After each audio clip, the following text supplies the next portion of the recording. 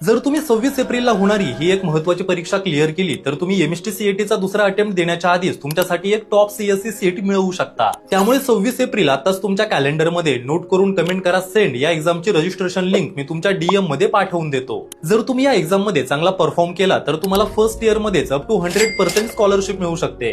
तुमचं target CS engineering असेल तर तुमच्यासाठी एक अशी जागा आहे जिथे तुम्ही 4 इयर ऑन कॅम्पस इंजिनिअरिंग करू शकता, तेही AI/ML, रोबोटिक्स, डेटा सायन्स आणि आणखी बऱ्याच स्पेशलायझेशन मध्ये। येथे विद्यार्थ्यांना मॉडर्न क्लासरूम, इनोव्हेशन लॅब्स, जेन AI clubs, content creation clubs, entrepreneurship clubs आणि इंडस्ट्री फोकस्ड करिक्युलम शिकवला जातो। मी बोलतो NIT बद्दल, next wave of innovation in advance technologies.